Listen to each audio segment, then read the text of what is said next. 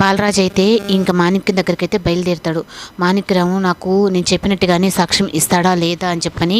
తను నేను చెప్పే మాటలు కన్విన్స్ అవుతాడా లేదా అని చెప్పని ఆలోచిస్తూ అయితే ఇంకా ఆటో దిగి అక్కడికి వెళ్తూ ఉంటే ఇంకా వాళ్ళ రౌడీలు అయితే మాణిక్యరావు రౌడీలు వెళ్ళడానికి లేదు అని చెప్పని మొత్తం తన్ని చెక్ చేస్తారు. చెక్ చేసిన తర్వాత ఇంకా ఏంటి నేను మాణిక్యరావుని కలవడానికి వచ్చాను, అంతేగాని తను చంపడానికి కాదు అని చెప్పనంటే, ఈ లోపల మాణిక్యరావు అయితే ఎదురుగా వచ్చి ఏమో నువ్వు చంపడానికే వచ్చావేమో, అందుకే నా వాళ్ళు నిన్ను చెక్ చేస్తున్నారు అని చెప్పంటే, సరే తప్పులేదు, నిన్ను బాలరాజుని అనుకుంటున్నావు కాబట్టి నేను అలాగే మీరు ఇంకా చెక్ చేసుకోండి అని చెప్పని అంటాడు. ఇంకా మాణిక్యరావుని చూసిన తర్వాత మాణిక్యరావు అయితే నువ్వు మారావు అంటే నేను ఎలా నమ్ముతాను అనుకుంటున్నావు బాలరాజు, అందుకే నన్ను కలవడానికి వచ్చి అప్పుడు సడన్గా నువ్వు గంతీసి నన్ను కాల్ చేస్తే అప్పుడు ఏముంది పరిస్థితి అని చెప్పనని అంటే, లేదు మాణిక్యరావు నేను పూర్తిగా మారిపోయాను, నా కూతురే నన్ను ఇలా మార్చింది, ఆ దేవా నుంచి నా భార్యని నా బిడ్డని కాపాడుకోవాలంటే ఇప్పుడు నీ దగ్గర ఉండే సాక్ష్యం నాకు చాలా అవసరం అని చెప్పని అంటే, సరే నిన్ను ఎలా నేను నమ్మాలి అని చెప్పని మాణిక్యరావు అయితే అంటాడు. నేను నిన్ను నమ్మించేదానికి నేను చేయలేనని చెప్పని ఇంకా తనకు జరిగిన వాటిని అన్నింటినీ ఒక్కొక్కటిగా అయితే మొత్తం చెప్తాడు. ఇంకంతా అయిన తర్వాత అయినా కానీ కన్విన్స్ అవ్వకుండా అలాగే ఉంటాడు. నా కూతురే నన్ను కాపాడింది, అలాగే ఇప్పుడు నా కూతురు విషయంలో నా కూతురు నన్ను పట్టుకోగానే నాకు ఒక కన్న తండ్రి బిడ్డ మీద ఎంత ప్రేమ ఉంటుందో దానికి నేను మారాను, నా కూతుర్ని నా భార్యని కాపాడుకోవాలి, అలాగే నా భార్య వాళ్ళ అన్నని సత్యం కూడా దేవా చంపేశాడు, ఇలా నేను మారి ఉన్నానని,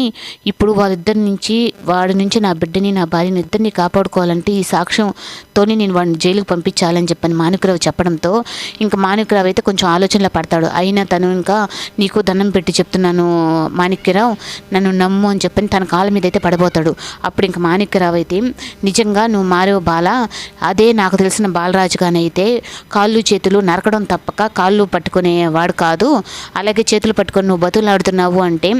ఎదురుగా వచ్చి ఎవడు నిలబడుకోలేడు, అలాంటిది నువ్వు వచ్చి ఇప్పుడు నా ముందు నిలబడుకొని నాకు దండం పెట్టి నా కాళ్ళు పట్టుకోవడానికి చూసావు కదా, నువ్వు అప్పుడే నువ్వేంటో నాకు అర్థమైపోయింది, అలాగే నా దగ్గర ఉన్న సాక్ష్యం నీకు ఇస్తాను, కానీ నువ్వు ఆ సాక్ష్యాన్ని కోర్టుకు పెట్టేంతవరకు నువ్వు చాలా జాగ్రత్తగా ఉండాలి, వాడు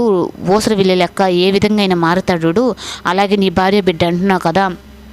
వాళ్ళను కూడా జాగ్రత్తగా పెట్టుకొని ఈ సాక్ష్యం కోర్టుకు అందించి వాడికి జైలు పాలు చేయాలి, వాడిని ఎంతమంది జీవితాలను నాశనం చేశాడు వాడు అని చెప్పని ఇంకా మెమరీ కార్డు అయితే ఇచ్చిన తర్వాత ఇంకా బాలరాజుకి అయితే చాలా సంతోషం వేస్తుంది. ఇంకా వెంటనే ఆ మెమరీ కార్డు చూసుకున్న తర్వాత నా కావేరి నిర్దోషిగా బయటకు వస్తుంది, అదొక్కటి చాలు నాకు అని చెప్పని చాలా సంతోషపడి అదైతే ఫోన్లో వేసి మొత్తం అది రికార్డింగ్ మొత్తం చూస్తాడు. ఆ రోజు పార్వతిని చంపింది వీడే అని తెలుసుకోక మాణిక్యరావు నేను నా భార్య మీద తప్పుడు సాక్ష్యం పెట్టి తన్ని జైలుకి పంపించేలా చేశాను, కానీ ఇప్పుడు నా తప్పు నేను తెలుసుకున్నాను, నువ్వు ఇచ్చిన ఈ సాక్ష్యం వల్ల నేను జన్మలో మర్చిపోను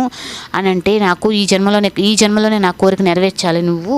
అని చెప్పని మాణిక్యరావు అంటాడు. వాడిని జైలు పాలు చేసి అది చేశాను అని చెప్పన్న దాన్ని నాకు చెప్పు అని అంటాడు. ఇట్లా అలాగే మాణిక్యరావు బాలరాజు ఇద్దరు చేతులు